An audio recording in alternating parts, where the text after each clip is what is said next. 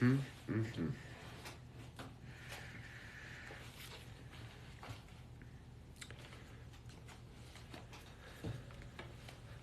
Good now, revolutionaries.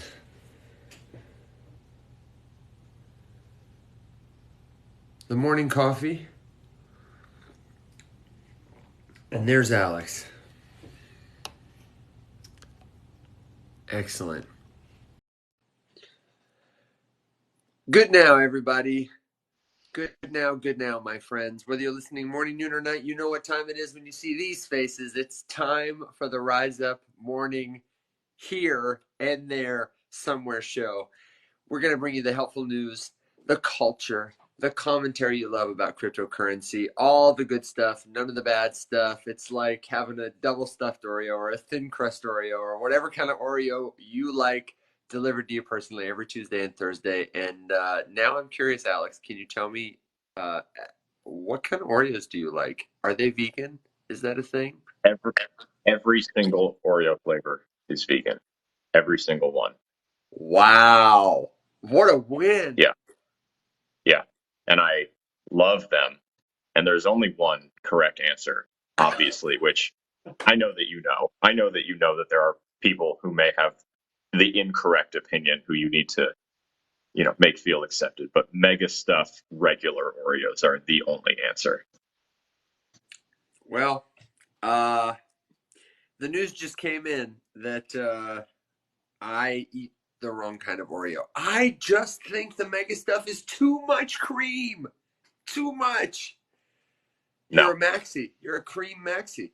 Oh, Dude, I will take two mega stuffs apart and put those together for double mega. dang. Okay. Good to know. Good to know. I'll make sure next time we're eating Oreos together, just hanging out, that you can get all the extra green. That would be a good solution. If you wanted every now and then to take like the stuffing, I would just take an extra cookie, and I would probably like, I don't know, I need to use like a little credit card or something to like cut a line in my Oreo, and I'd make like a Big Mac with the Oreo. You know what I mean? Like, With yeah. like cookie, cream, cookie, cream, cookie. That's how we could make it work. Good morning, Thomas. Good morning, Millie. It is great to be here with you.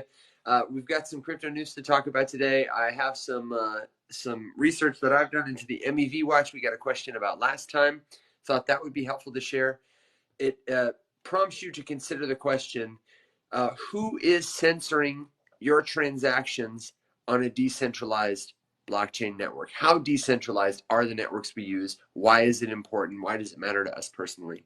And of course, if you've got crypto questions, we want to hear them. I saw that somebody had requested to join, and it was a person I didn't recognize. So if that's you, if you're new here, please say hi in the chat first. Let us know. And Yep. as we get to know each other over time, we'd love to take your questions. You can ask a question right here in the chat, of course. And if you got something to say, you're one of the Faceless Many, and you want to come on stage with us, get in one of these little talking boxes, we'd be glad to have you. So thank you again, my friends, for joining. I have a recommendation for how we start. Okay. We don't need to spend a tremendous amount of time on it. But we are obviously debatably back for a bit, or at least somewhat right now. Sure, yeah. And a bunch of crypto TikTokers and influencers that I haven't seen make a video in ages are now making what to buy videos. And so I feel like we should talk about it. Okay. Specifically talk about what to buy, or specifically talk about everybody who's coming back? Just talk about it. Yeah. Just because, the crypto, the fear and greed index is leaning greed right now. Okay. And Chris is cracking me up down here.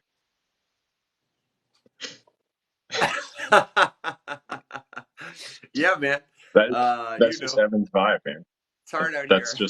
That's just the vibe. Just got to be me. I don't even have my fanny pack on.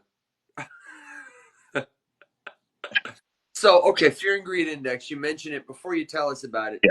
Tell us what it is. And I'm going to try and get a picture up here on the background. Sure. The fear and greed index is just sort of I guess you can call it a technical indicator. It's a sentiment indicator that gauges what the overall feeling in a market is.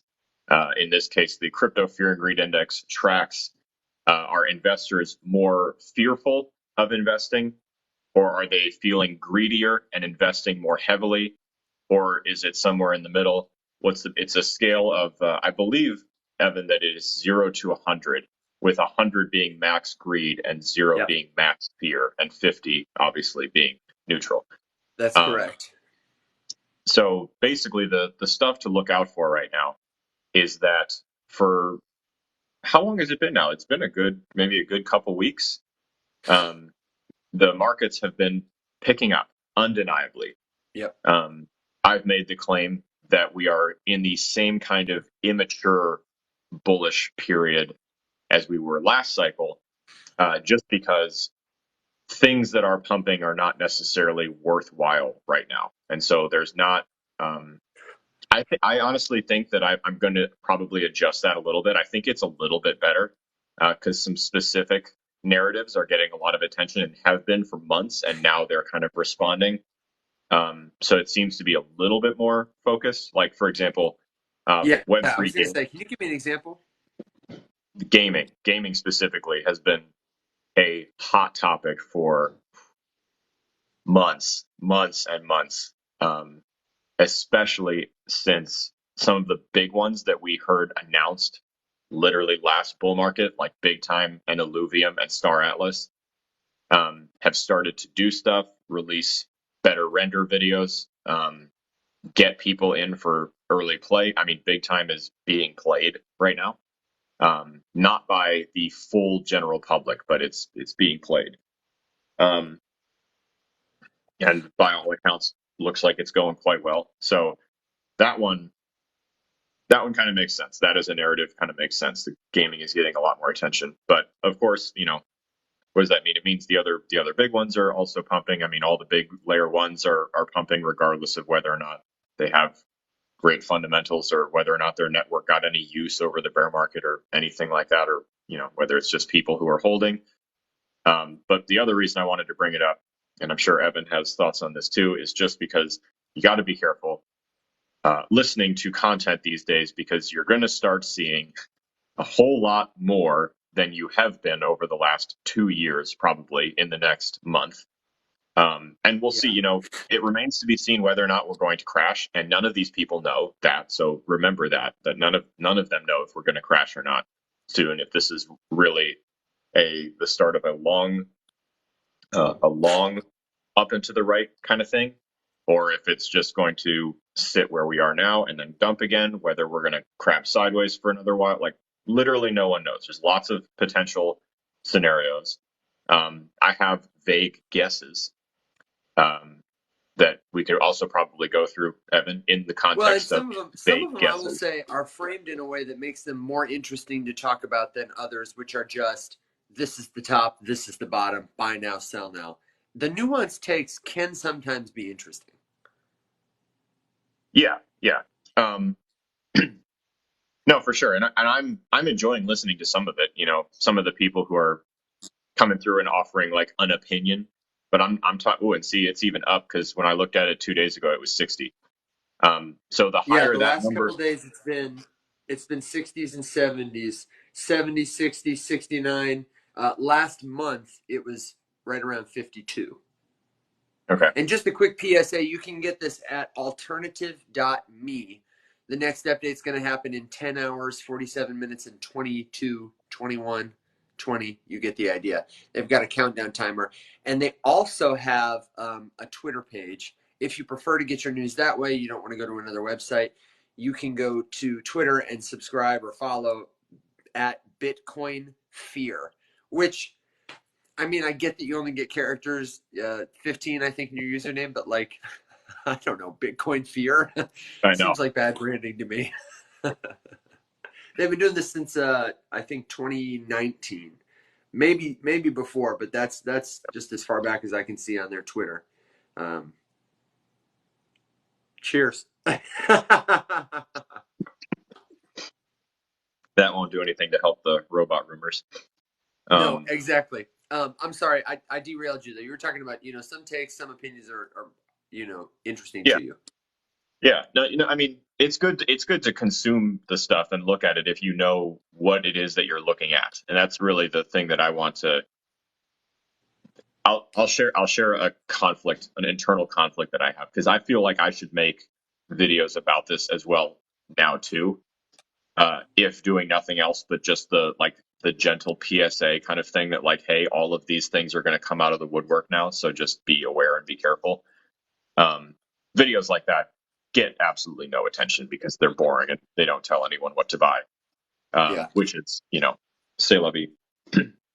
um, the the only thing that I have really thought about it specifically with regards to potential, you know, I guess I would say like a vague overall prediction is that I just have a hard time imagining that we're not going to at least kind of plateau and maintain until after the halving, because I feel like too many people have been hearing about it as the ultimate bull market, catalyst for years.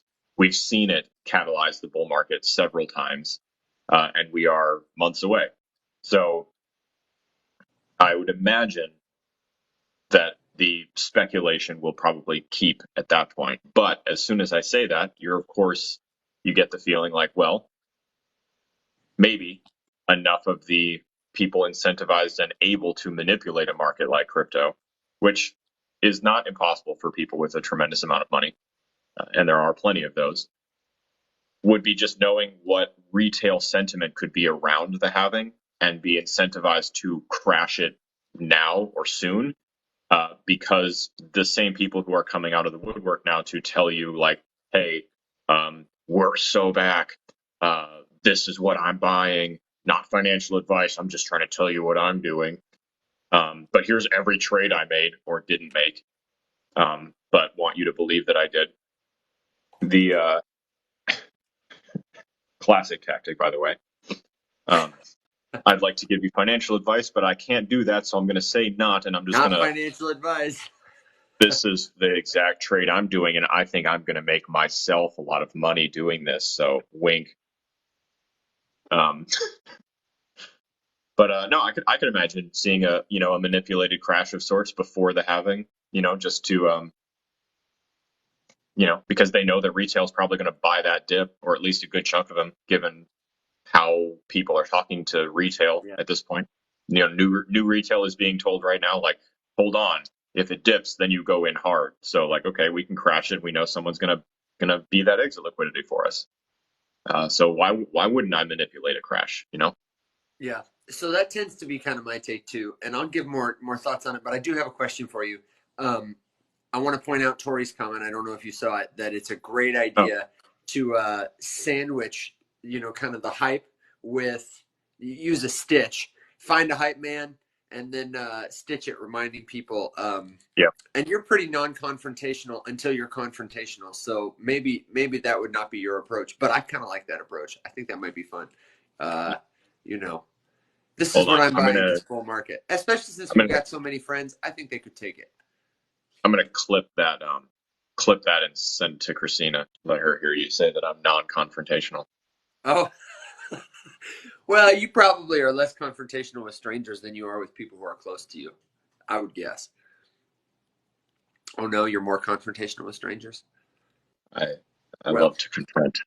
I live to confront. okay, this is my question for you though, Mr. Confrontational. You talk about the narratives that are emerging and gave the example of gaming.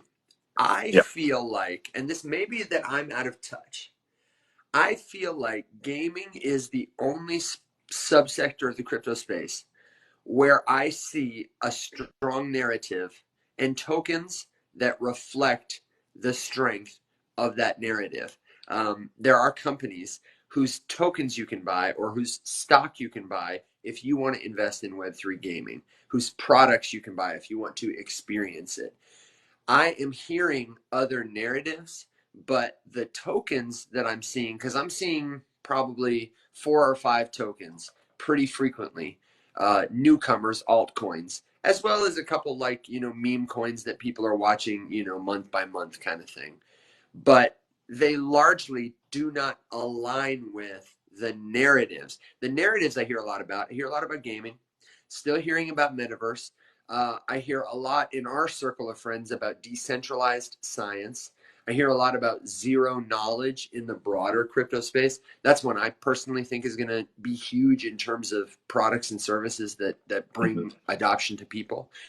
But there are not a lot of, it seemed like last time there was a lot of like, I'm mana, I'm a metaverse token, I'm whatever. Even the L1s were like really going in hard on like, this is why you should buy my token because I am the cheapest, I am the lightest, I am the fastest. So for me now, in terms of narrative and tokens that reflect that narrative, like I know what to invest in if I want to invest in the future of mixed reality.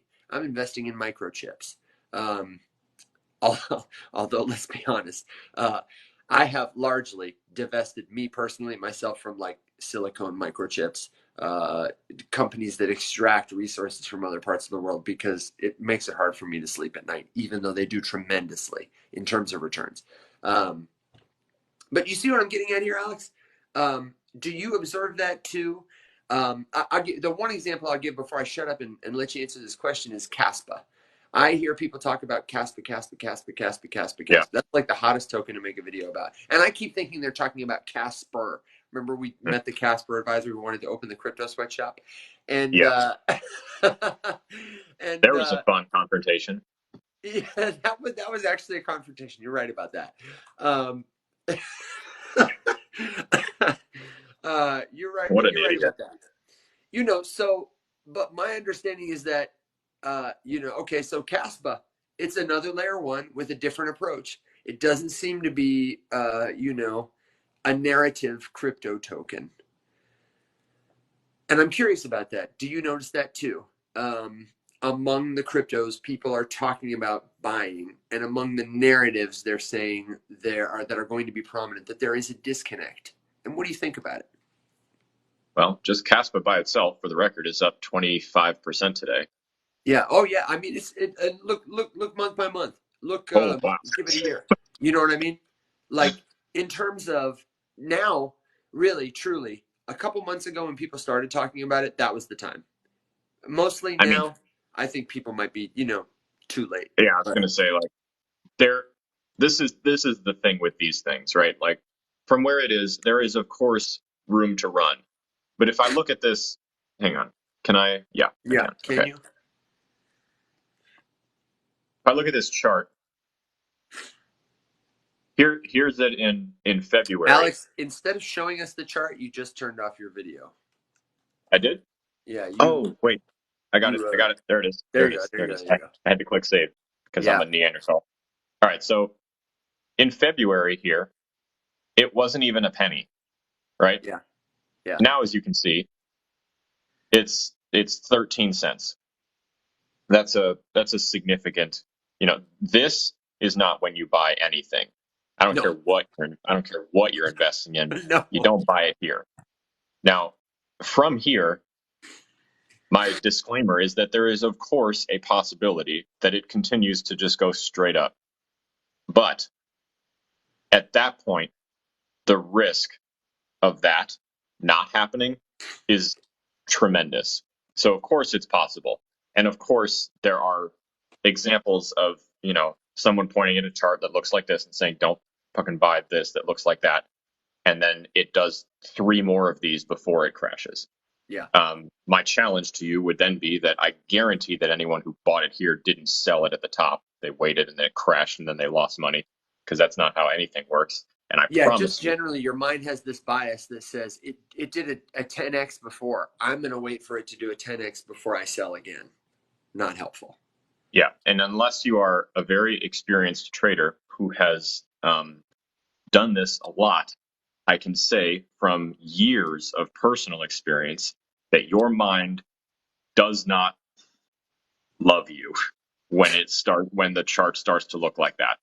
And I'll give you an example because, like I just said, I have been doing this for years, and I know what it feels like to be burned out of lots of money because I didn't properly profit take, or I thought it was going to keep going, or I made a strong, what I thought was a strong purchase on the way up, and it continued to go up, and I didn't exit because other people around me had gotten a bigger percentage of return, and I still didn't have the biggest, and I left it there, and then it came down, and then you watch it crash still without selling because you're like, this isn't a forever crash. It's going to stop and it's going to continue to resume. You might even buy more.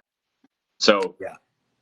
I say all of this just to say that even just so recently as yesterday, I had a conversation with someone who is going to pay me in a cryptocurrency that is down significantly, that I have been burned on before. And the first little intrusive thought that popped into my head was, okay, cool, I'm going to keep it in the crypto, and because now we're bullish again, and it could go up, and I could end up with more. That was the first thought I had, even though exclusively I've been burned by this exact thing, and I know better. And like, we have an operational budget to run. Like, I literally need the dollars right now to pay artist and game designer and game developer and whatever, right? Like, knew all that and still had the thought that I had to tell to fuck off and suppress, that like, I should keep it in the crypto and just ride it, let it ride. You know, like, yeah, I promise it is so hard to ignore that if you are not really used to doing it. So it's better if you're new to do one of two things. One, don't put yourself in a position where you have to make the call to ignore that little voice in your head. Or two, literally, and I'm serious about this, don't think about potentially making $10 million. Think about taking a little risk with $100 or $20 or something that if it did disappear tomorrow, you wouldn't be out. You wouldn't Yeah. be, the little life lesson that I took from the last big bull market, especially because it was the first big one that I really paid attention to. I rode all the way through the one before that, holding just Ethereum. Mm-hmm. And I honestly never even really realized that we were bullish. Like, I kind of like lightly looked at prices every now and then because I hadn't put a ton in. I bought a couple ETH. Well, yeah, back you when it, weren't like in the community the way you are in the community now. yeah, Yeah. I was in a generalized Me too. investing community with other investors, and I had a bunch of stock stuff, and then I Yeah. also had Ethereum. And so I was talking to all of my friends who were just general investors, and every now and then I would remember that I had, like, I think it was 5 Ether that I had purchased for less than $50 or less than $80. Um, yeah, and then one day I looked and they were $900, and I was like, oh my god! And that was the day that I was like, this is worth paying attention to, and the rest is history. But the Mm-hmm. point is, if you find yourself making an investment in this stuff, and then you also find yourself paranoid checking prices every 10 minutes and stressed out about it, and upset or concerned, that is a great indication that you're over leveraged, that you have put in too much and you're not comfortable risking what you put in. And especially if you buy something like Caspa that everyone's talking about, especially now when the one day is a 25% spike up. Because it's literally still, it just went up again as I'm sitting here saying that. So, like, it's very possible that it continues to go. It's very possible. It's Mm-hmm. also very possible that it corrects by 50% tomorrow. Yep. And you would need to be comfortable either holding that and riding or having money lost. So it's just, this is the time to just remember all of that stuff and think rationally and pragmatically about these things, because you're starting to get to that point in the generalized crypto community now where people are promoting irrationality, and it's just dangerous. And here's the thing I want to zoom in on that you said. If I this, didn't even really answer especially, your question, Evan. So you I, you give it to me in a second. This is a good direction to yeah, take it, okay. because it's really important to understand that if especially if this is your first time around crypto, if you have been investing in cryptocurrency for, let's say, a year, less than a year, 2 years, even 3 years, I would say you are in the period of investing that will pay off more for you later. I, like Alex, went through a cycle, uh, what we would say 2 cycles ago, back in like 2016, 17. I started getting interested in cryptocurrency, buying it, wasn't really paying attention to it. If at that time I had invested, a ton of money, I I wouldn't have gleaned as much from the experience either way, even if it went up, up, up, up, up. Where my experience in crypto in 2017 is paying off is right now. You are investing now so that in 8 years, you can look back and have a better perspective on all of it. Every decision you make is going to be better because you spent some time investing now. What you want to do, as Alex said, is make sure that the time and the money you spend are a good investment. Don't over leverage either of these things because you're not playing for a one-time 100x quick gain. You shouldn't be treating any investment that way. That's gambling. If you are investing, you're doing it for the future so that in 10 years, in 20 years, you'll look back and say, I know so much more now. Thank you, past me. I really appreciate it. And the example I wanted to tack onto your Caspa thing is Cardano. So for people who were or were not around, there are many, like Alex said. This is what the Cardano chart looked like starting in 2020 at the start of the year. This is about like 10 cents. It goes up and down from like 11 to 9 cents to 7 cents or whatever. And then over the course of just under 2 years, it went all the way up to $3 a token. Okay.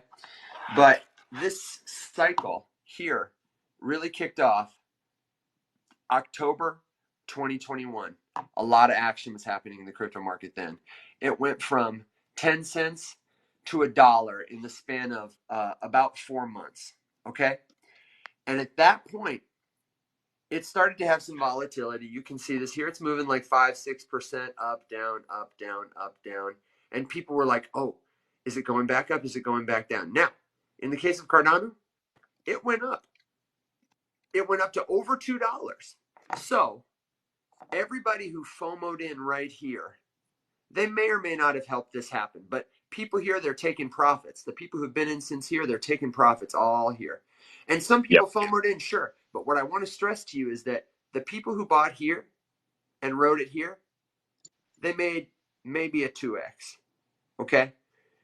These people, they made probably a 10x. They're the ones who are talking about it right here. Buy Caspa, buy Caspa, buy Caspa, buy Caspa, right? You're already late to the big gains party, which is fine. This is a good investment. But if you're expecting for this to go way up here, eventually, what I want to highlight for you is this peak is in May. There was a pretty significant dip. A lot of people might have bought here even. Lost some money here perhaps, but the time between this peak and this peak, the all-time high, is just 4 months. And again, this started less than a year to this. So still a pretty significant runway in terms of, you have almost a year of going up. But after that, wow. Let me zoom out or shift this chart a little. It's just a long ride down to about where we are now. Mm-hmm. Okay. So nobody knew when or how that was going to happen. But there were people talking about it all the way up. And there were people buying all the way up. As Alex said, be careful. And as Tori has said twice now in the comments, we highly recommend the always free, never going to charge you anything to come in and hang out and talk to us and ask us a question there. Faceless Many Discord community. It's a great community of folks. It's not just me and Alex knocking around in there.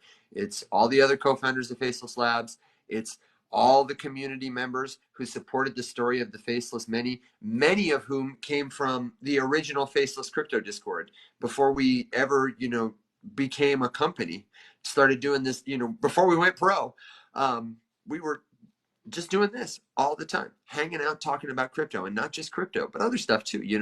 So if you got something to share, like the Fear and Greed Index, or some real estate numbers, or the latest report on inflation, that's a great place to share it.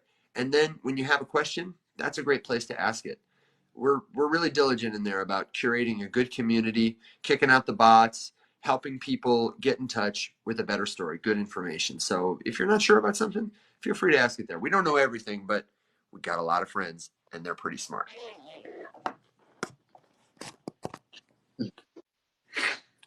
So, narrative tokens. Have you Yeah. observed it? The Well, disconnect, or is that just me? no, I think that's a fair statement, and I'm going to lump in Angel's question here, and let me Oh, just see okay, if I good. can answer anyone else's at the same time. So she mentioned Algorand. Um, oh, I want to, Angel. I'm going to address this the what you said about utility coins and long-term payoff as well. Um, And Lisa's probably got a good comment that you could highlight about yeah. anywhere if I see where you're going. Why Good don't words, do Lisa. you want to just address what Lisa said while I do a quick comment scan and make Absolutely. sure While I'm not Alex is missing scanning, anything? Lisa brings up a good point from history that the top 100 on CoinMarketCap or CoinGecko, it's a place where a lot of people go to see what to buy. And it has changed tremendously over time, over the last 10 years. There are coins 10 years ago that were in the top 10 that have completely fallen off the radar. And there are coins and tokens just 4 or 5 years ago that have bumped off the radar. Um, Coins and tokens that were around but maybe weren't in the top 100 that are making their way in now. Position today does not necessarily guarantee position tomorrow. And I have a feeling Alex is going to talk about how you can determine what kinds of things might be a good investment right now or in the future for you. Am I right? Did I read it right? Hell yeah. Yeah. Yeah. So, Angel, just two things real quick. I'll talk about Algorand because it plays into, I think, what you said first. Um, I'll preface all this by saying that the crypto industry as an investment field is in its infancy. It's not very old. We talk about some of the oldest ones in the space, right? We're not talking about a tremendous amount of time here. In fact, the vast majority are less than 5 years old, which in crypto, 5 years Is it's old. a lifetime. Yeah. Yeah. Um, it feels like I bought Ethereum 35 years ago, when really it was 6.5 years ago. Um, so that's tremendous to think about. I will also say that just because something has really solid or undeniable even utility does not necessarily mean that it's a fantastic investment. And I would agree. the reason that that is the case is because the space is too new for things to pump or go up on fundamentals alone. Algorand is a great example. Look at how many, if you just Google Algorand and search their news, I mean, it's hard to find a 2 month period where something didn't happen for Algorand or around Algorand. Now, granted, crazy news stories came out all throughout the bear market that didn't result in a huge price increase just because that was the cycle of the market that we were in. Just like in the bull market, probably bad news came out that didn't result in an absolute cratering of the price because no one gave a shit and they were all just gambling anyway. So you got to read the terms of like where you are in the cycle. Mm-hmm. But just know that good tech is not indicative of a good investment in this space at this time. I won't say that it hurts, but honestly, sometimes it comes kind of close to hurting because, a use case might be hyper technical and really specific and intricate and not really be something that's meant for the general population to ever use. Think Yeah. about Chainlink. Chainlink is a great example. Or VeChain. You or VeChain, yeah.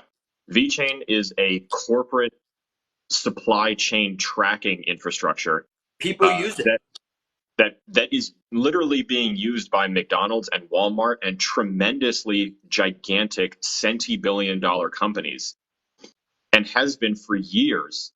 And no one cares in retail because me and Evan don't use VeChain. Me and Evan don't use VeChain. The closest that Evan and I would ever come to using VeChain, which I would posit is actually pretty cool, would be scanning a barcode on something and reading its on-chain Yeah. notes. You know, a product, a farmed product in a Walmart grocery store, something like that. Yep. Yep. That's a huge deal. That is Yep. an undeniable utility that is literally being used right now by massive corporations. It is literally the pinnacle of what people say they want for all cryptos. And honestly, I I was going to say I hate to do this. I don't. I'd love to do this. I'm going to toot. I'm going Do to it. toot my own. I'm going to Do toot it. my own horn just a little smidge. I've made like at least 8 videos over the years, just saying that, like, hey, listen, there's a bunch of Nostradamuses in crypto who just predict everything, and then when they hit one of them, they'll forget the 45 predictions they made that were wrong, and they will stitch the one that came true 18 times, and they'll look like a genius. And based on how TikTok shows you videos, those are the ones that you're going to see the most of, and then everyone's going to be like, oh my god, this dude's guru. And then they get a bunch of followers, they get really popular, and then someone sponsors them, they make a bunch of money, and then they disappear. Okay, that's the natural cycle of a shitty crypto influencer. The one thing that I have said about projects like VeChain, like Chainlink, like Algorand, trying to think of some other examples. Evan, help me out. I'm talking like hyper specific utilities that are literally being used right now, but don't really do anything sexy with the price. What's the what is the one you really loved? It's a data play. I bet you. I'm sure you Oh, still hold it. yeah, I do. Covalent. Covalent. And Yep, is a yeah, great example. yeah, actually, Ganesh Swami, the CEO of Covalent, just tweeted yesterday some really cool news. It doesn't fucking matter. No one gives a shit because no one's using Covalent. Okay, by no one I mean me and you aren't using it, but like companies are using it because it's an API like key organizer and Mm-hmm. consolidator. And if I just said that, you're like, what? Exactly. You don't use APIs on like in your day to day life. I mean, sorry, you use them, but you don't know that you're using them. Right. So Right. why would you be super excited about the software that's organizing your keys into a more anyway? These projects are really important and they do really cool shit. And as William Quigley said on our podcast, blockchain should not be used for most things, but the things that it should be used for, it's incredible at, and it will be used for hardcore in the future. And I Mm-hmm. hate to break it to all of you, but it's not the sexiest stuff. Okay. It's the data plays, it's the security plays, it's the record keeping plays, it's Yeah. the database infrastructure plays. Okay, all of these things. Decentralized science is interesting. I don't think the legitimate uses of it are going to make anyone a tremendous amount of money because information and tools like this need to be open and available to people to use. And my theory that I'll toot my own horn on is with VeChain or Algorand or Chainlink, if all of these companies and giant corporations actually wanted to massively adopt and use that tech, why would they do that to something that's going to skyrocket in price and now they're going to have to pay out the ass just to use it for all the transaction fees? You would never do that. That's right. Imagine needing an Oracle service for your company and then using Chainlink and then watching Chainlink's price just go to the fucking moon and then sitting there thinking like, well, shit, now I can no longer afford to pay for Pay my network 18,000. fees. Yeah. Yeah, exactly. Because my company needs to use VeChain. It needs to make 28,000 transactions per day per minimum. Like, I don't want to do that if if VeChain goes to $400 and all of a sudden every transaction costs me, $5. All of a sudden I'm hemorrhaging 6 figures every day just to pay for using the network. Like, that doesn't make any sense. In the scheme of mass adoption, no one thinks about what mass adoption means. It doesn't mean that me and Evan are buying our groceries with VET. That's not Right. what mass adoption for VeChain means. Okay, it means giant corporations are using it to track their shit and keep track of important data. But me and Evan have no use for VET as a token, except to speculate. And the only reason it's going to go up is because more of the me and Evans want to gamble on VET and hope that it goes up. It has nothing to do with mass adoption. So if you're talking about like specific narratives, You got to think about what actually would make any sense to go up. And spoiler alert, if you're new to the space, the more you do this and the more you look at it, the more you realize that there's about one answer as to which one actually makes sense to just go up forever, and it's Bitcoin. It's Bitcoin. Yeah. It's just Bitcoin. All of See, the other here's the ones, thing with narratives. Oh, sorry. Go ahead. Go ahead. last final thought, Yeah. all of the other ones, they want one of two things. They want to just steal your money, in which case they might just go up, sure. But they're pointless and they're stupid and they're not going to do anything for you except maybe make some people rich and then take money away from a lot of other people. Or two, they do have a specific utility and a specific use case, and they shouldn't go through the roof because then their utility would be null and void and nobody would be able to afford to use it. Go to crypto Twitter right now and look at all of the people who are just now coming back out of the woodwork to bitch about how much it cost them to do shit on Ethereum. Okay? Ethereum was incredible over the last 2 years. I used it a lot. Anytime we needed to pay someone, we paid them in Tether, whatever. It was great. The gas was like $1. It was awesome. Now it's going up. It's going to continue to go up as Ethereum pumps and as more people come back and start shilling dumb shit on Ethereum and launching more NFT projects and building this and doing that and doing whatever. And then you remind yourself that this is not practical. Mm-hmm. And they're not the only ones. They're the biggest, most prevalent example, but they're not the only ones. I'll get off my soapbox here, but no, it's all good, valid points. And the way I want to take it a little further, because Angel makes a good point, and a lot of people will say, excuse me, what I heard a lot of people say 4 years ago, and they're starting to say it again now, often when somebody is telling you why they're buying a token, the number one reason I hear, I'll give you 3 seconds if you want to guess it and type it in the chat. Why am I buying this token? Because it has this thing. It's not fundamentals. It's not tokenomics. Starts with a U, ends with a utility. Utility. That's what people tell you. And I'm not saying that's a bad argument. I think that is a very helpful way to semantically explain cryptocurrency to people, to say that we are building technology, we are building products, but just because a company is building a product that will be used or maybe is being used, or infrastructure that is or will be used, as Alex has said, doesn't necessarily mean that their token is meant to represent literally the value of that thing as a speculative investment. Many people, go ahead. I was just going to say, continue to do your thing. I'm not paying attention because I said things and I'm going to forget them, and I'm just trying to take a couple notes before they fall out of my head. So listen, we're I'm cool, here. man. I'm here, I but know I am the love of your crypto life, and you must be doing something important. Do it. Don't fret. I'm just saying, if you ask me a question, I'm going to give you that look like the kid in the back of the classroom that Oh, was okay. sleeping. No.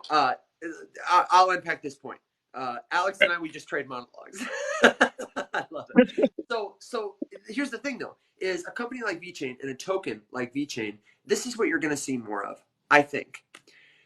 Companies who are in the crypto space, who have a product that has utility, are going to, like companies in the stock space, they're going to sell you a token that is like representative of their value as a company, value as their stock.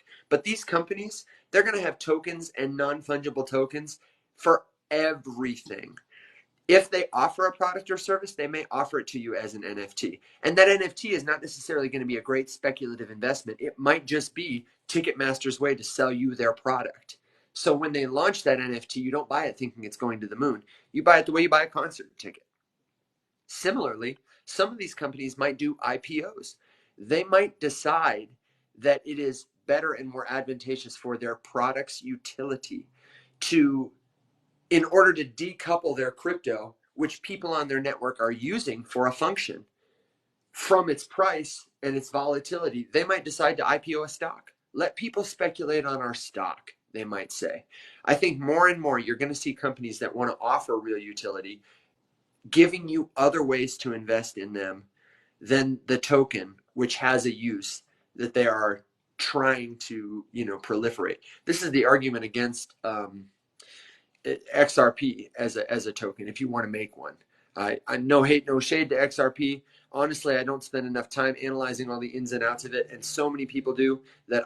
The opinion I want to give you is this one: that if XRP as a token remains volatile, then Ripple, the company, is going to have a hard time selling that particular token to banks, clearinghouses, world governments as the means by which they will settle their debts. They are looking for a stable currency. I don't think it's out of the question or impossible that a country would use XRP's ledger to launch their own token that could be fast and cheap and more stable. But I don't think it's likely they're going to use the XRP token to do that. I think it's also possible that if more companies adopt Ripple's technology to build crypto infrastructure, that the price of XRP could go up because people see the value in the network and want to invest in that. But my point is, more and more, I expect to see crypto companies diversifying the ways you can buy into their story and also use their products. They're going to not just have one coin, Yeah. one token. They're going to have many coins, many tokens, maybe a stock, maybe some products. That's how you will invest. Yeah, that's a great point. Think about that a lot, that, cryptocurrency itself is such a misleading term. And the various coins and tokens themselves are not the best way to like get exposure to that company, because like XRP is a great example. Another one with an undeniable specific utility that would require it to be consistently valued, because you don't need an entire department to constantly be like tracking the ebbs and flows of the XRP token price when making centi-billion-dollar cross-border transactions and whatever. Like you and I holding, you know, maybe a couple grand worth of XRP or something like that, you wouldn't necessarily notice how drastic a 2% fluctuation in price can be. But if you're holding up $200 billion worth of it or something, and I'm using a large number, anticipating that you get to a point where, huge governments are doing this kind of thing, whatever, and you're doing it and it drops by 5%, you're fucked, like why would they want that as the operators of that specific utility? I wouldn't want that. If that was my company, I wouldn't feel comfortable telling people to use this, knowing that the second they got into it, a bunch of retail investors could see that someone just made a purchase to send it across border, and then they all took profits and the price crashed. Like, that doesn't make any sense. Just think about that, like, logically for a minute. That doesn't make any sense. No, it's not in their best interest, and it's not in the interest of the people who might be using the product, or even the only people that really potentially could benefit is speculative investors, who are like the smallest audience. I imagine if a company like Microsoft did that, if they had a launch and it started with a financial speculation instrument. Haven't built our computer yet. We're going to build a computer. Buy this token, Microsoft token, and that's going to be how you function on our network. You buy your Windows products with Microsoft token. You do this, you do that, you do this, you do that, and it just becomes this super volatile token because Microsoft becomes a valuable company. They're eventually going to need to figure something out to divest that. I mean, just think about the potential okay, so that's a great example, Evan. If we chase that for a second, chase. If you had a Microsoft token, and I have a Windows box right here, that I'm actively doing something with on the screen behind you guys. Let's say that there's an interaction in that relationship that we decide we want on chain. Could be anything. Could be encryption storage of password data. Sure. Could be could be program data. Sure. Software updates, saved stored data, whatever. Probably stored data. Interactions, votes. Yeah. And I need to access that. And in order to do that, I need to send a verification transaction to prove that, like, nope, this is my stuff. I'm allowed to do this, whatever. It's decentralized, so there's not a policing authority that's got to go to the broader general network that needs to approve or, invalidate my transaction. Okay, cool. I got to pay a transaction fee of some kind. Oh, look at that. the price of Microsoft token just went up 80% in the last week. All of a sudden, it's 80% more expensive for me to look at my own data. And then, oh, guess what? It does a 10x from here. Now I can't even afford to look at my own data. No one would use that as a product. I would not use that. I will Absolutely take not. off chain any day of the week over that because that would make no sense. Yeah, But and oh, sorry, go ahead. I was going to give you another example. Tell me when you're ready.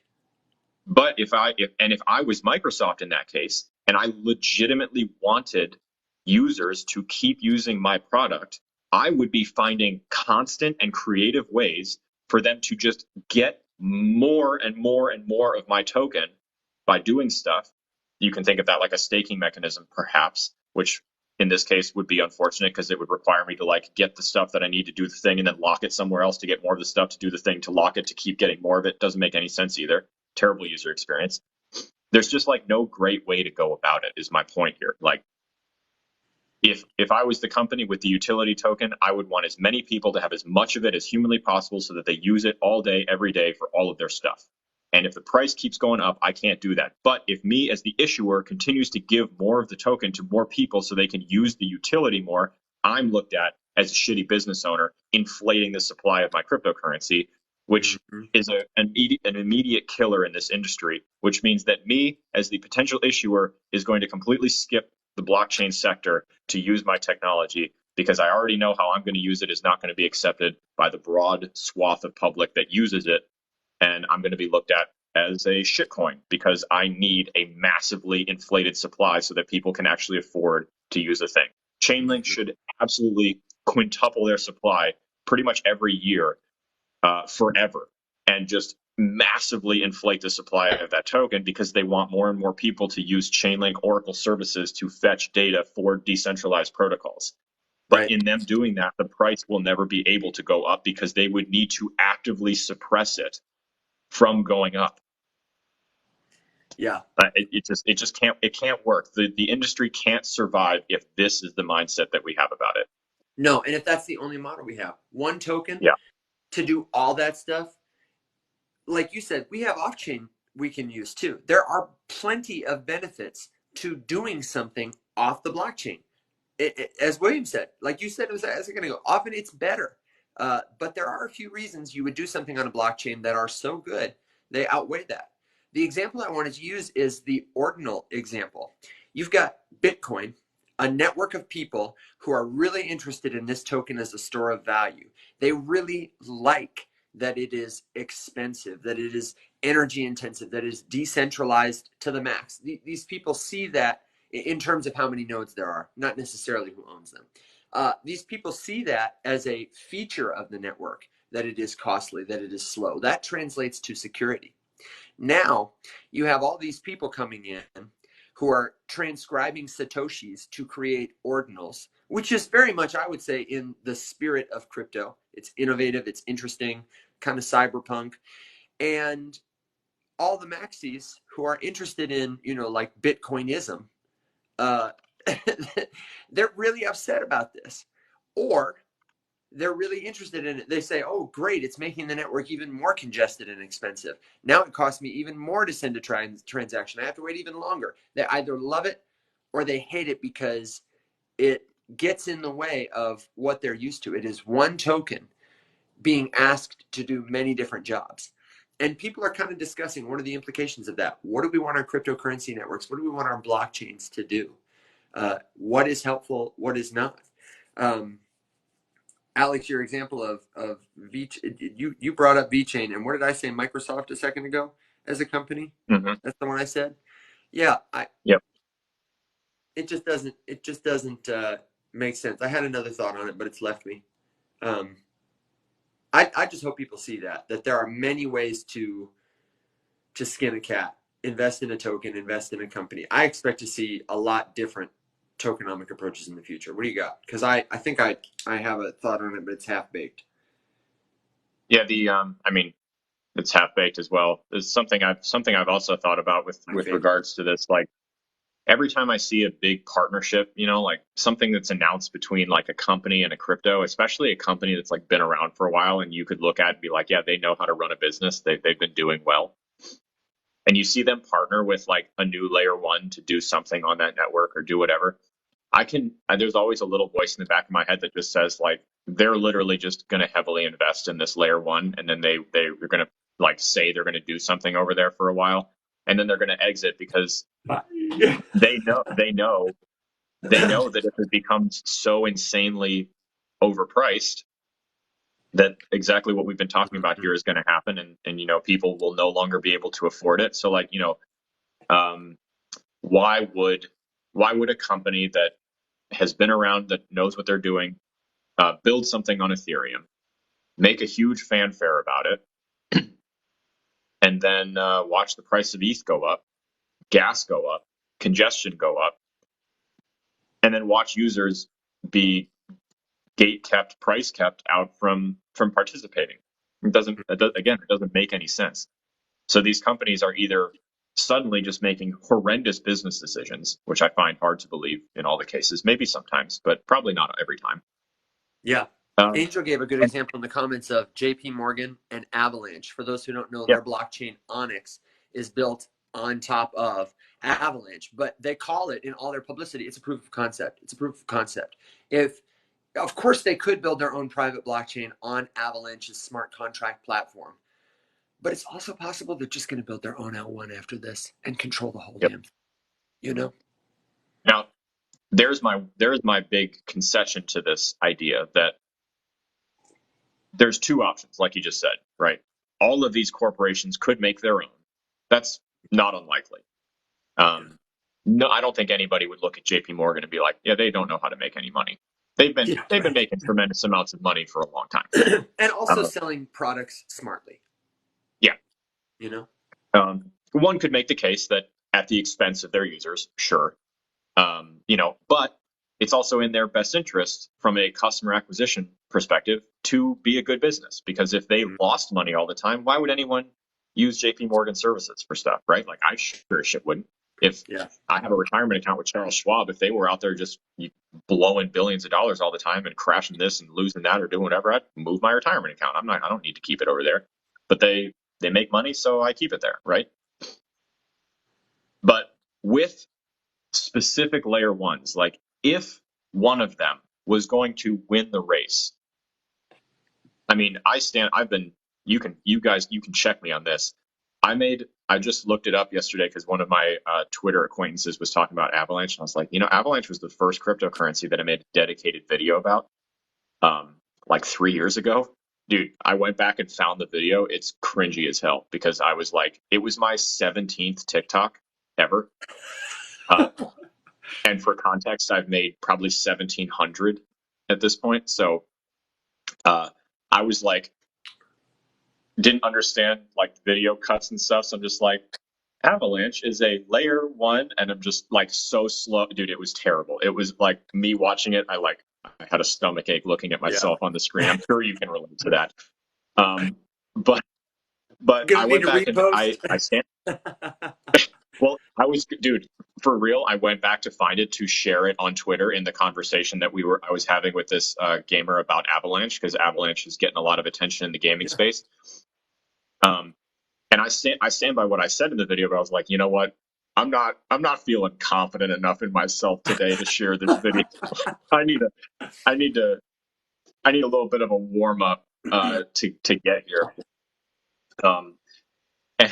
So anyway, but I do stand by what I said in that video, which was that I'm very interested in Avalanche specifically for one reason, and that's their ability to make a company's building of their own network easier. It's the same reason I like Polkadot, because it makes it easier for a corporate entity to come in and get something hyper specialized from this. So like Avalanche, if you don't know, they have what are called subnets. So there's actually 3 blockchains associated with Avalanche, and one of them is where you can host these like hyper specialized networks, and so that's why gaming is enjoying it right now, because you can make hyper specialized for gaming networks with like ultra fast throughput, ultra low transaction fees, that kind of stuff, and you can sacrifice in other areas that gamers don't really care about in order to get the on-chain experience that they do care about, which is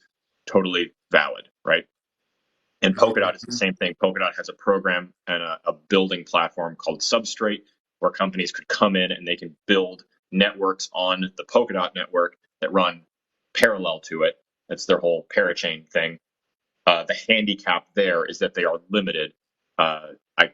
The number off the top of my head. It's like 130, isn't it? Yeah, It's like it's not. It's a finite supply. They yes. like 10,000 companies couldn't all get their own parachain on No. Polkadot.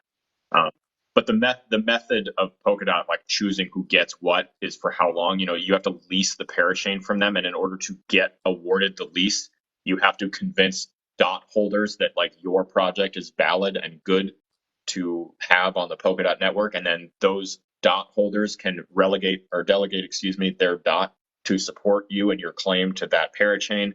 And then if enough vote in favor of you, you're given an X, I think it's a 2-year lease on that parachain, and then you can do your thing. Yeah. And interestingly, we are fast approaching the 2-year deadline for a lot of people who won the first round of parachain auctions. We got a little bit yet. I'd have to look up the date specifically, but it's coming. So that's going to be a really big deal to keep in mind. Alex, who did you allocate your dot to? To Moonbeam, Moon River. Yep. And wow. Mine was Akala. I think I gave it all to Akala. I did some for Akala. I love Moon River, but I gave it all to Akala.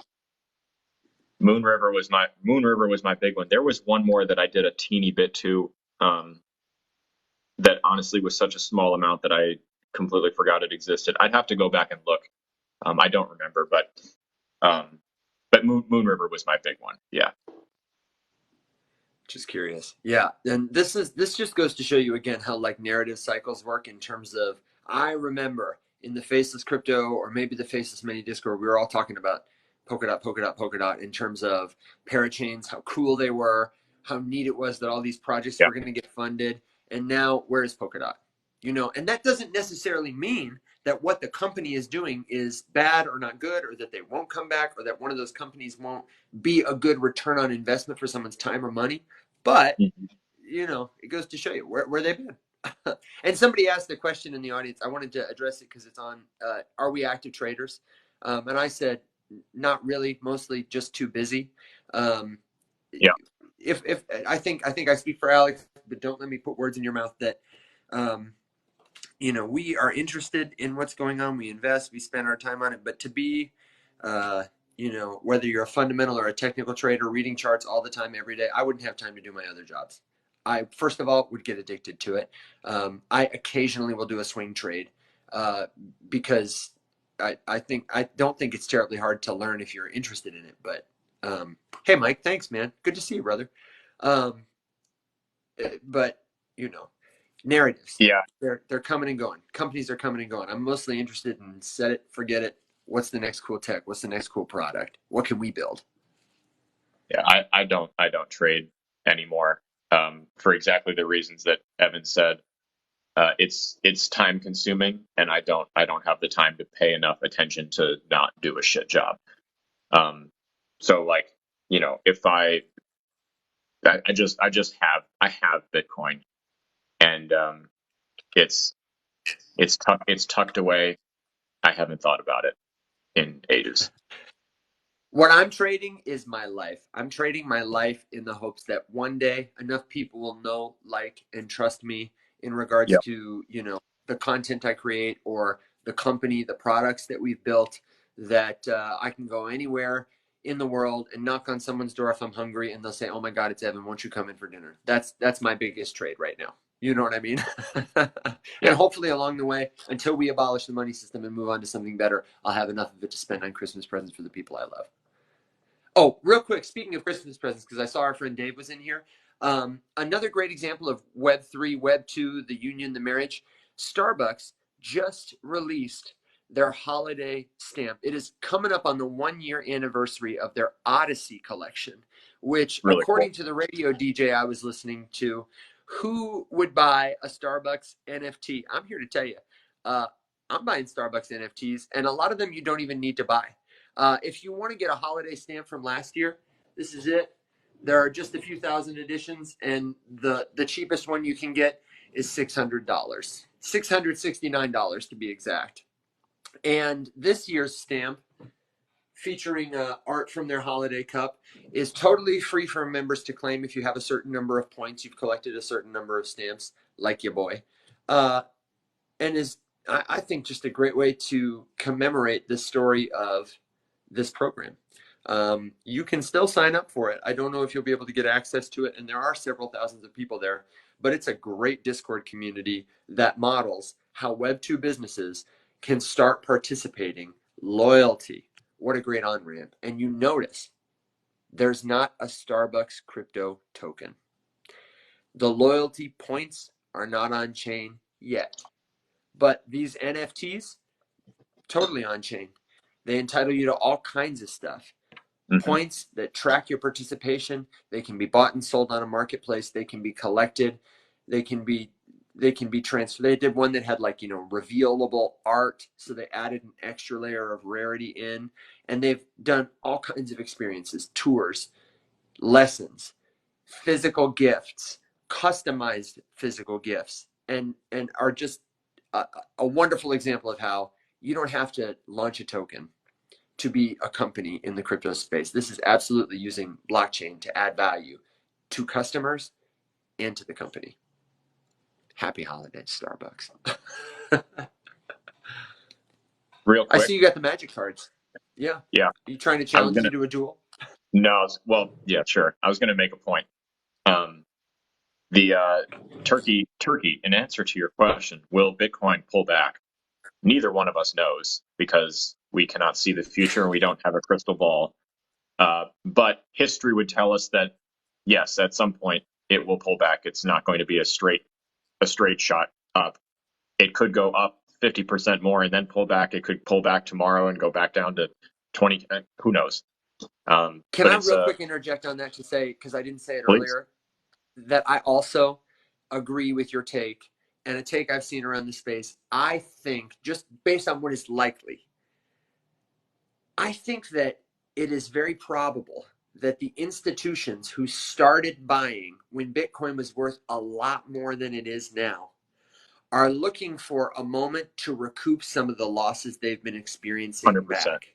Yep. And very much expect, if I was them, if I was an institutional manager of money who had spent a lot of money on Bitcoin, and my bosses were like, huh, here's the crypto guy picking on me in the hallway, asking me, what a scam it was, you better believe I would have my finger on the sell button, so that as soon as an ETF got approved, as soon as retail investors, as soon as influencers started making their videos and everybody started pushing that price up, I could take some of that profit.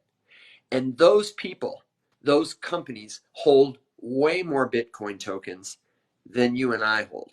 They have way more ability to influence the market. Every influencer in crypto could make a video. Thousands of them. Every influencer in crypto could make a video today, tomorrow, the next day, and say, buy Bitcoin, buy Bitcoin. We could all go buy Bitcoin every day with all of our paychecks, and it wouldn't do a thing to the price the way it will when those people who need to take some profits are ready to do it. So my personal expectation is that when people are like, get ready for 2024, it's the bull run. Get ready for 2025, it's the bull run. I'm a wait and see kind of guy. I'm not going to stop believing in Bitcoin, buying Bitcoin, but I'm watching for traders. Go ahead. If you want anecdotal proof that what Evan just said is legit, look at what happened to the Bitcoin price when Elon Musk, a year and a half ago or whatever, floated the idea that Tesla and SpaceX were going to sell or were going to hold X amount of Bitcoin. He didn't even do anything. He just said, maybe, and it cratered because of that. Or many people thought that Elon and Tesla are the reason that Bitcoin went on one of its major runs, and he didn't even do anything. He just said some bullshit about spending Bitcoin on cars, which nobody would do anyway. And no one did. Not a single one. Not a single one. So there's proof. But no, Evan, I grabbed this because I was just going to make a point, anticipating potential comments about the Starbucks Odyssey stamp being $600. Because I've had this conversation with people like, why the hell would you buy a stamp from Starbucks for $600? And I was like, well, there's probably something that you think is valuable that other people don't. I don't know how many people in the chat right now would give me $5,000 for this book, but if someone showed up at my house tomorrow and said, give you $5,000 for everything in this binder, I'd probably say no, because of some of the stuff that's in here. And all that's in here are little pieces of cardboard Yeah. with pictures on them. And some of them are literally like, I don't know, I think on this first page, the grand total of like every card on here's price, probably less than $3. But they're really cool, and they don't print some of them anymore. Or there's alternate art styles, or there's different borders, or whatever. And it's just because I like it. I don't even know what the actual like value of if I took all of the, well, okay, I forgot that card was in here. Yeah, I don't know. Well, and they have a use. They have a utility, but that's not necessarily the complete picture of their value to you or somebody who might appreciate them, Correct. right? Yep, absolutely. Yeah, I mean, because I made this point to Mac the other day because he was trying to ask me, like, why would a gamer want? We were no, Robbie, there's no Pokemon cards in here. We were basically talking about, like, what are the meaningful ways that you could incorporate Web3 tech into a video game that gamers would care about? And I said that it would be cool to give them basically like, a tokenized scrapbook of their best accomplishments that they could have that would be badges. It'd be really cool to build a hardware device that was specifically meant for gamers to just scroll through all of their games accumulated achievements and tokens and stuff and look at those badges. That way, if someone was like, nah, you never made it to round 250 in Nazi Zombies, you'd be like, I did, bitch. It's right here. And he was just like, why would you care about that? And I said, I don't show this book to almost anybody, but at least once a week, I just sit at my desk and go through the pages and just look at them and enjoy. And I'm not the only person that does things like that with collections that mean a lot to them. I'm not trying to dog on Mac, but he said why. The man who loves Pokemon, who's building Shoup and Shades of Sin was like, why? I mean, when you said that, the lightning bolt that went off in my head is when we get Shoup is going to be the digital version of that. But we absolutely need to make a Pokedex that is a cool device that holds all your Shoups, every NFT you care about, every achievement you care about, and you can just whip it out. Oh, we got to do that. Yep. I mean, there are dedicated wallets that hold NFTs, but like they could be better. Yeah, and they could be cool like that. Like, could you imagine if you had a physical wallet that was not a security risk the way maybe your hardware wallet is, but perhaps could be connected by Bluetooth, so in real time it could display in a pleasing, neat, fun to show off way. It's like those, you remember those digital frames that everybody got when they started doing JPEGs? Like, those are really cool. Or like the metal prints, those are really cool. But I love the idea of a Pokedex so that I could have something, not all NFTs are going to be JPEGs, but so that I could have my, Conor McGregor rookie fight NFT and my Taylor Swift concert NFTs and all of it in one kind of little place. If it has an audio component, I can play it. If it's got a video, I can play it. Like a little Apple Watch or something. But a Pokedex. Oh. Yep. Me and Mac talked about that the other day, and we're both like, yep, we need to do that, because that's the trifecta, right? You have a game that gives people those things. You have Show'em, a network where those gamers can go and connect with other people who have other things, and pair up, make friends, do whatever. And then you have the little thing in your pocket that allows you to go through and keep the things in an easy to scroll through, little way that you don't have to worry about, needing a private key to log into or do whatever. It's just a cool, customizable little device that could show people. I could totally see arguments, where that could be an app that you could do on your phone. But I don't know. I think it would be cool to have like a little thing that can like live on my, in my game room on my shelf or whatever that, you can pick up and I like agree. leaf through and look at your accomplishments and stuff like that. Yeah, and I would want people to be able to license it. If you were a game that had a huge, if you were Call of Duty, there should be a Call of Duty themed one. If you were Nike, there should be a Nike themed one. Everybody who cares about anything, it's all about the view. My friend said she's not interested in collecting anything anymore, but I would say don't just think about physical stuff. I would say that may be true, but I'd be curious to know if you felt that way about if you have friends, family, loved ones. Do you feel that way about their memories? Do you feel that way about their stories, their pictures, about your memories, your stories, your pictures? I love the experience of documenting my thoughts on TikTok, partially because I think it's a great way for me to give back to others, to build community, but also because 70 years from now, if TikTok is still around, that will be a great way for my children, if I have any, or the young people of the world who may never live at the same time I do in this form to experience me. I wish these videos were non-fungible tokens so that the record of them was more permanent, that I could really truly collect it and own it and wasn't just relying on trusting on TikTok to do it if it benefits their share price. There's going to come a day when it's going to become too expensive for them to store everyone's videos. And the first ones they're going to delete are legacy videos that don't have a lot of views. And that's going to be the video I care about most, that an audience didn't want to watch necessarily, but that documented the moment I had an experience and wanted to share it, or a thing that lives in my private folder.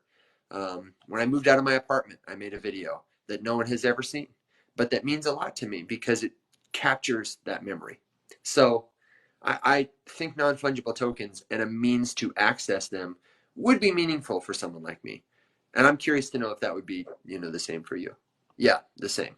Yeah, memories, pictures, and our memories are fallible. It'd be nice to have a device that could secure those memories, you know? Um, and I think that's the natural next evolution, is to pair tokens with them. And Alex, it looks like you're looking something up. So I did want to say, I remember what I was going to say earlier. We're talking about tokens. We say this kind of thing often, but on the notion of not every company is going to release one token that is a speculative token that you're just going to invest in, and they're also going to try and use it for their products. Just think about how much more potential you could have for a company or a community of people if you had many tokens. The example I always like to use is Memphis token.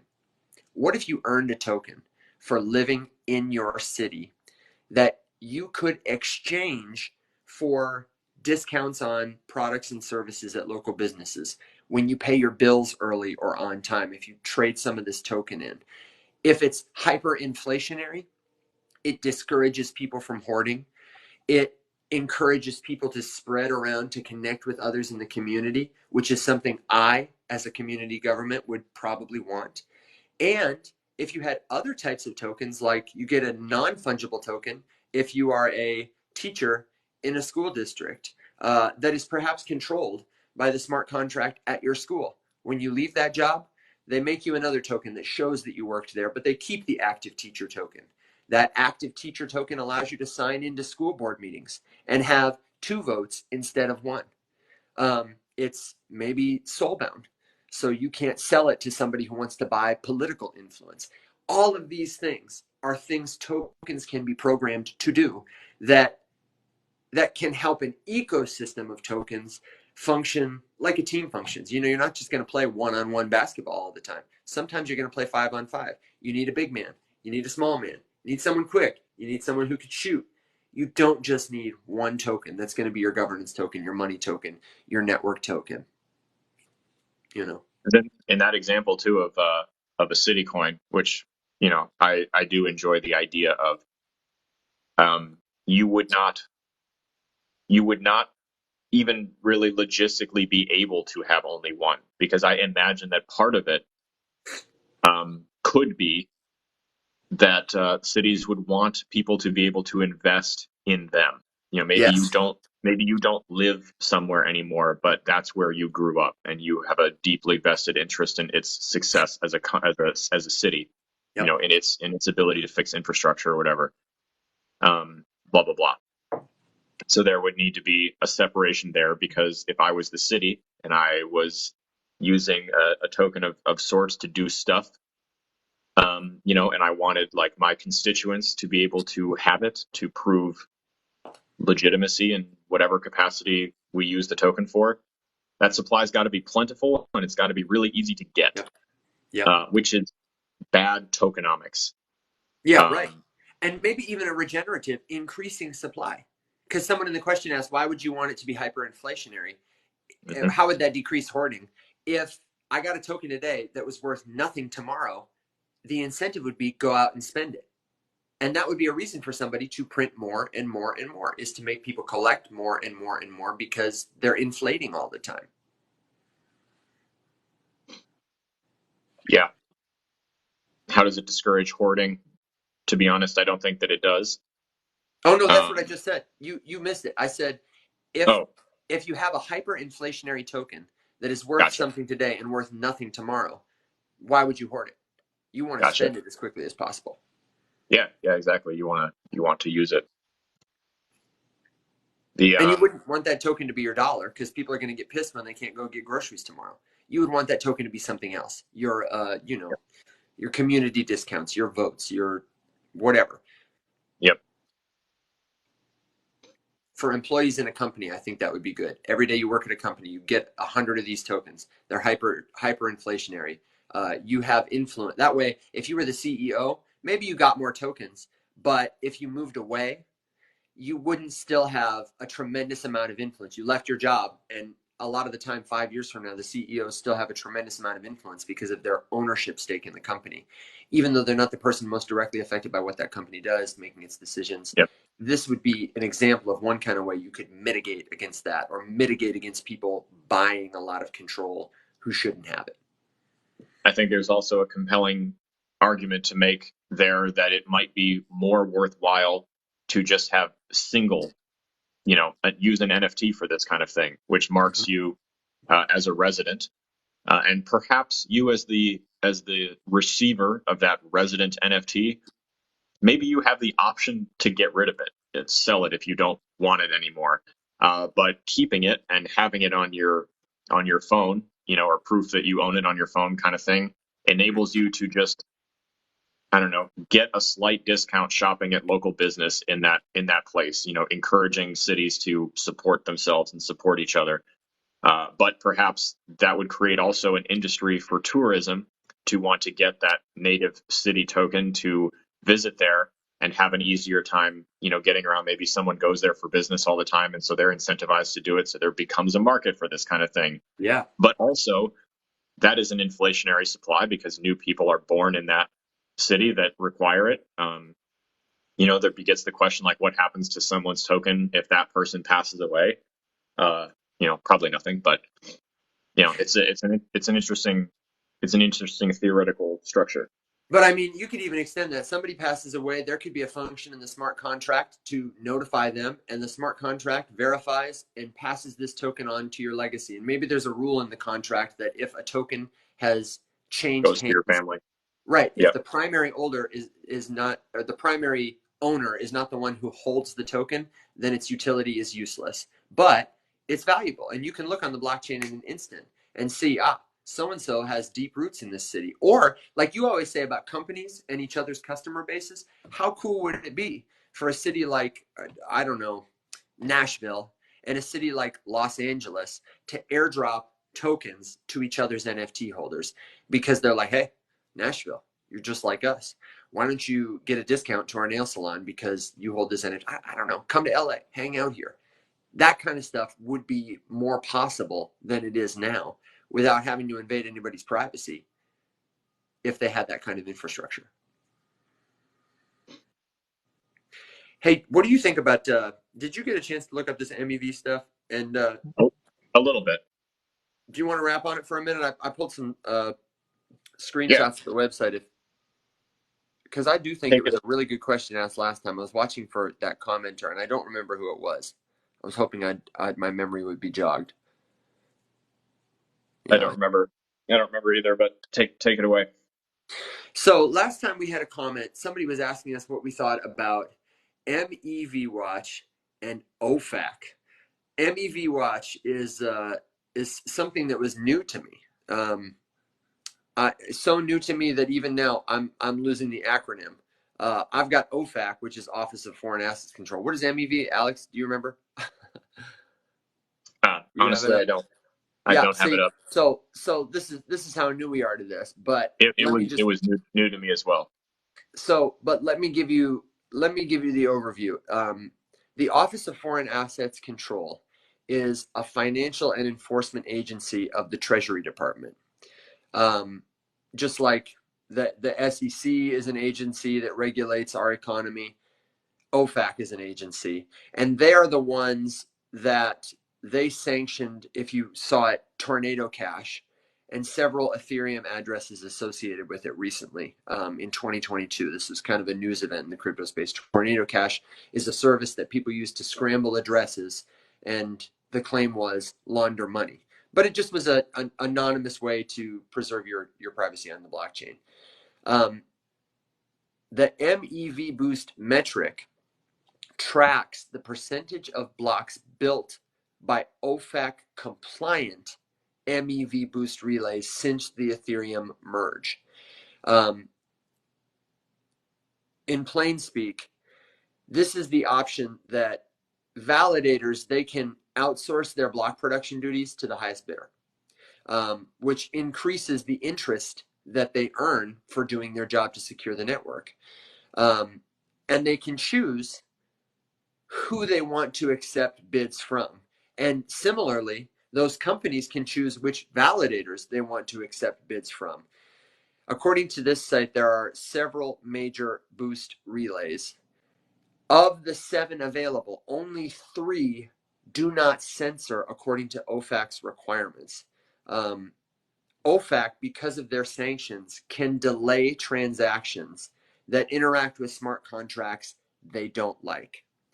And why this is important is because Ethereum is trying to be a decentralized cryptocurrency network. That's why it was built, so people could program tokens and non-fungible tokens and smart contracts and use them on a network that was secured by anybody who wanted to validate and verify it, to remove the need to trust any one person too much. But now, this infrastructure allows agencies like this to censor and regulate by incentivizing people to censor for them. And this is just the metric they use. Post merge, more of the blocks are not OFAC compliant, meaning not censored, but an increasing number of them are. This red bar has gone up over time. It's about 30% are enforcing OFAC compliance.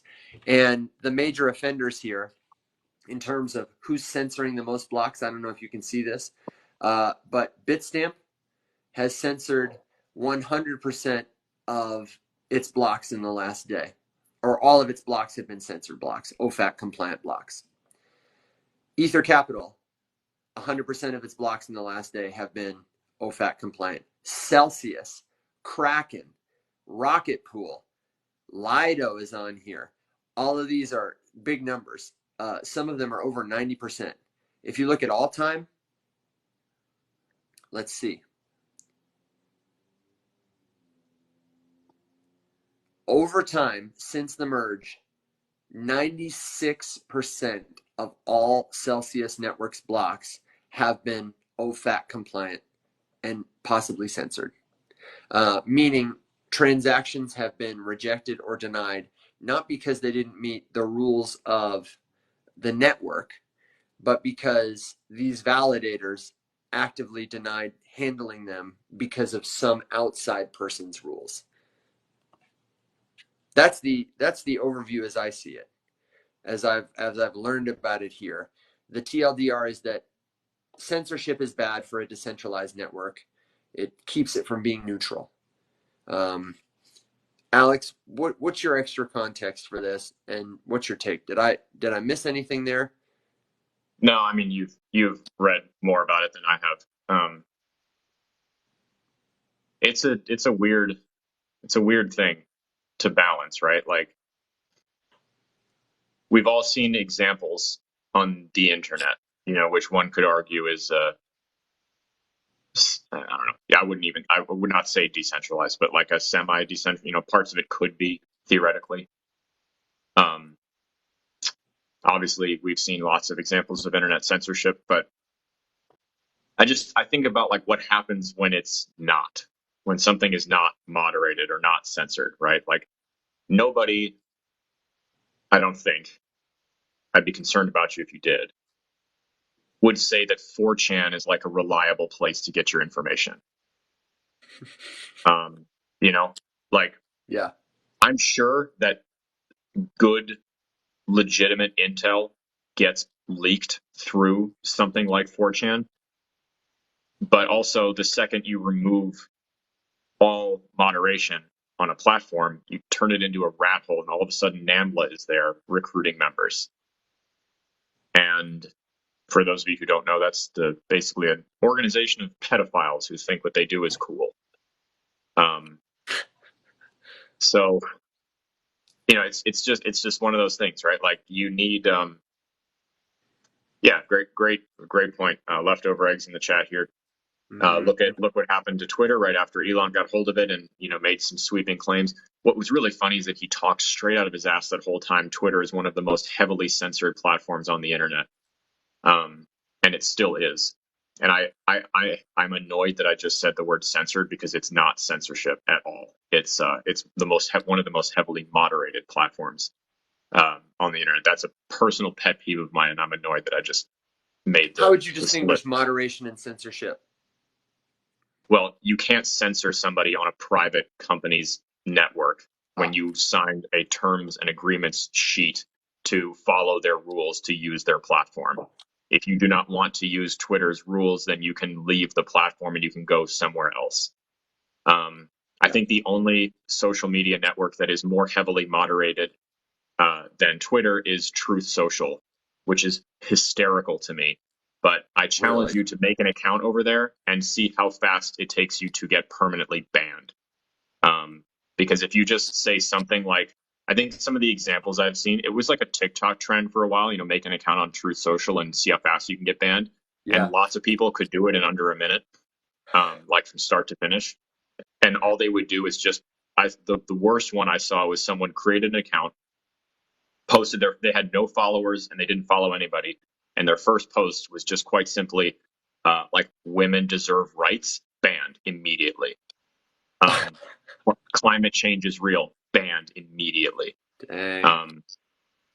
It's stuff like that. So that's funny. But now censorship is quite literally we use it typically to mark a government entity taking away your right to speak in a place that you have the right to speak. So if Evan was on a public roadway holding a sign in peaceful protest, and he was prevented from doing that, he would be censored. That is censorship. That is the government taking away his right to free speech in a place where he has the right to speak freely. And even that comes with a footnote, right? Because you don't have the right to take away someone else's right to safety. So you can't scream fire in a crowded movie theater and claim First Amendment protection, right? Yeah. We all know that. We accept that. That's in our founding document. So I'm sorry, but you simply cannot be censored on a social media network.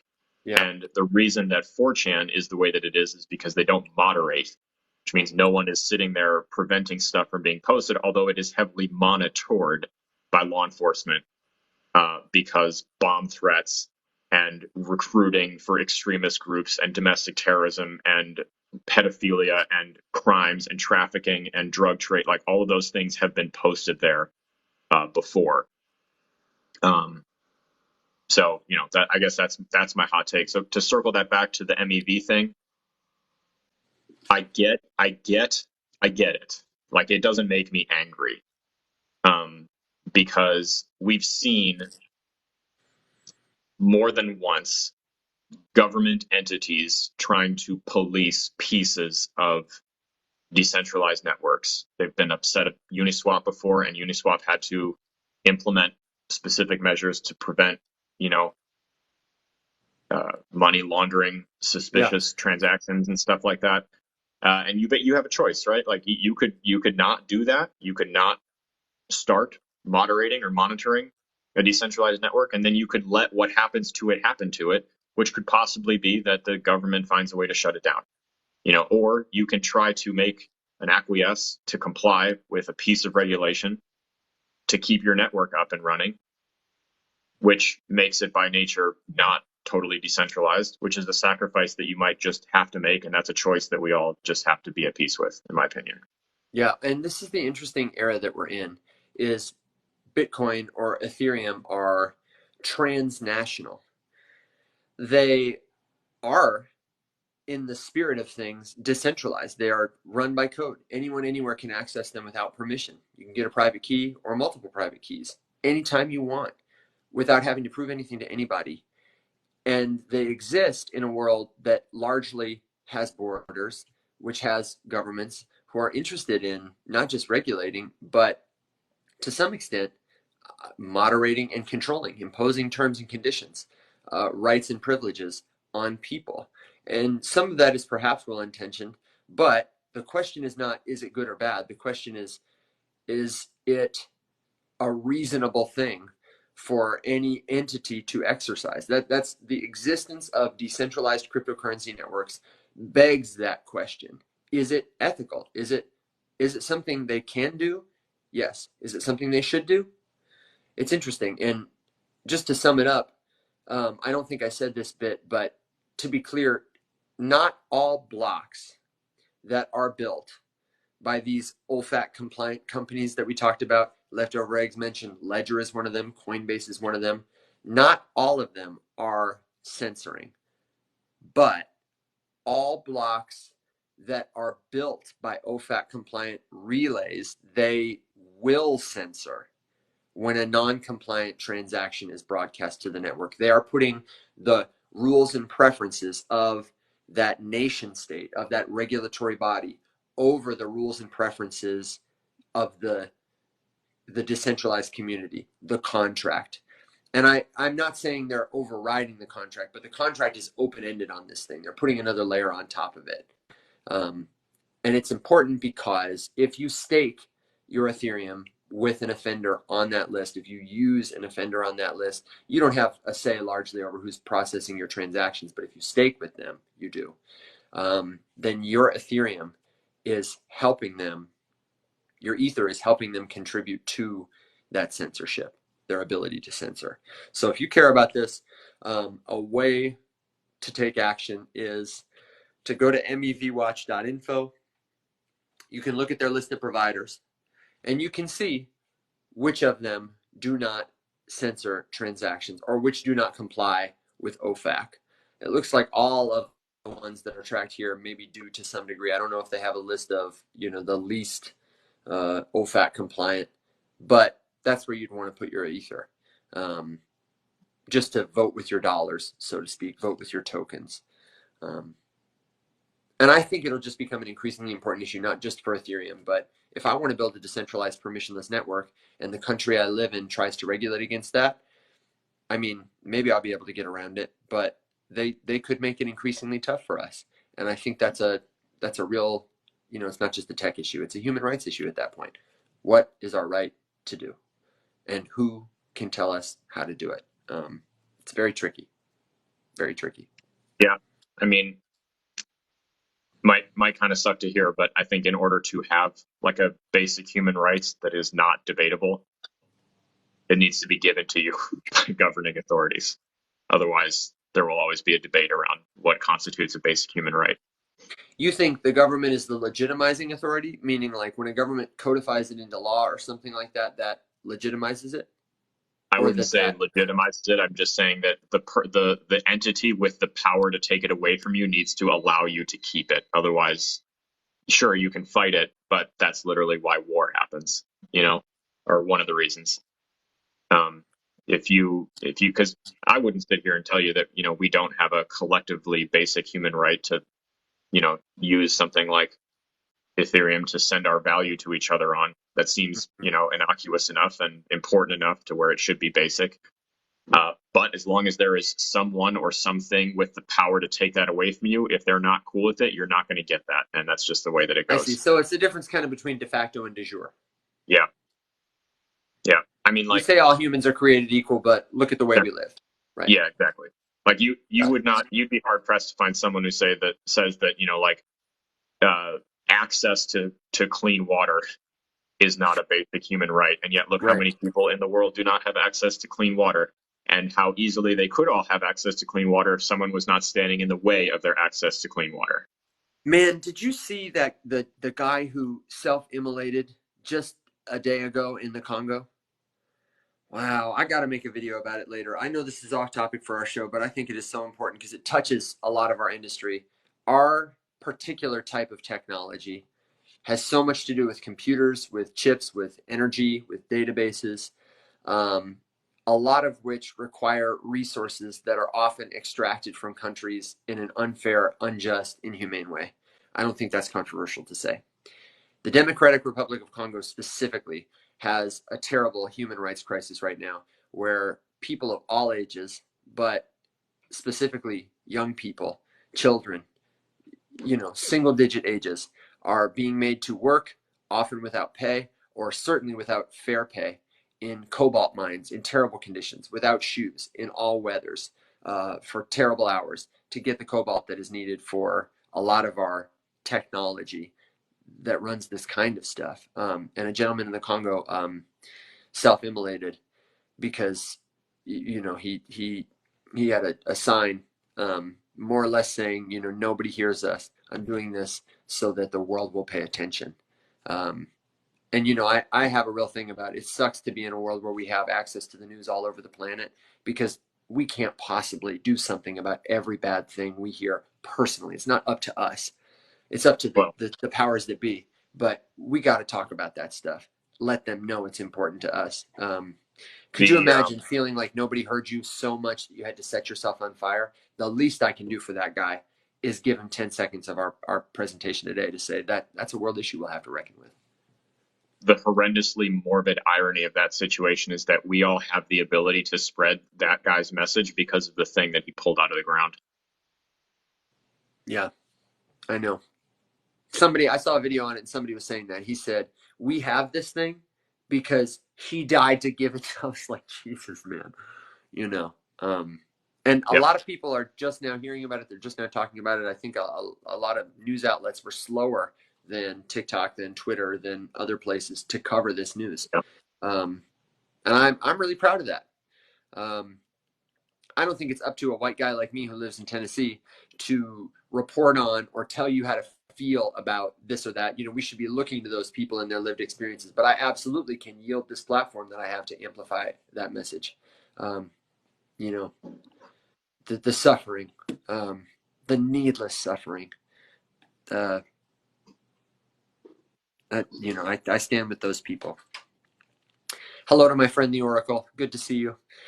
Our colleague Mac Lorden is the Oracle in our community. But I appreciate what you do, brother. What do you got to bring it up for me, Alex? I don't want to. Maybe Just that I have it's. got a hard stop in 5 minutes. Well, then let's talk. That was a good thing to end our discussion on, and maybe we can all tell a better story that way too. What's your final thought? Good joke, word of wisdom for the day. I think I'm well met on that note. I don't really want to Well, follow that. think about it for a second, and let me give you our reminders that we are going to be back with the Rise Up Morning Somewhere show Tuesday, 7 a.m. Central Time, 1 p.m. UTC. If you're just coming in, like I see a few people are, we break down helpful news, commentary, hot takes, good jokes, words of wisdom around future technology, specifically blockchain and cryptocurrency. Because contrary to what you've heard on the news, it is going to be so much more than money. NFTs are going to be so much more than monkey pictures. The way that your smartphone does so much more than phone calls. And most of it is going to be a great tool to help humans align their values and coordinate at scale. It's a double-edged sword. We're really going to have to wrestle with it in terms of how we can build it in a way that gives back to humanity. But Alex and I are here because we believe we can do it. We're working on it ourselves, And we want you to join the community and help. Whoever you are, whatever you do, whether or not you ever buy one of our products, you are one of the faceless many. Because the many, when they stand together and rise up, they'll change the world. If you want to join the community of the faceless many, it's free. You're already in the boat. But where we hang out is Discord at discord.gg/themany. When we're not here on Tuesday and Thursday, you can find us over there, and all of our friends and community members who are just, how do we luck ourselves into such a great community of people who teach us, who share what they know, who support each other. I feel pretty good about it. And we would love for you to be there too. Discord.gg/themany. Two more quick things. Let me tell you. If you want to support the show and you want to look cool like me and Alex drinking our coffee out of these morning show mugs, they are available in the TikTok shop on my profile. Check this out. So you can also get them on my website, conversationswithdevin.com, but go to the TikTok store to buy them if you want to, because TikTok, in its endeavor to become QVC, has offered a discount on this. Like, they are paying out of their own pocket for you to get this mug cheaper. So if you want this, it's got the cool Rise Up Morning Show art, Faceless Labs logo. Join us, and you might just find if you purchase a mug, you get an NFT with it. I know you got to go, so stay tuned. We'll have updates. Back next Tuesday. Next Wednesday, we'll be on a show sharing about the company. I'll give you the information in the pitch at a later time. Alex, I want to give you the final word in case you got one, now that I've given the pitches. Did I miss anything? Nope. Love it. I love it too, man. We love all of you. We're grateful you're here. Of all the things you could be doing with your time, you hung out with us, and I appreciate it. So, my friends, until next time, Alex, thanks, brother. Everybody rise up.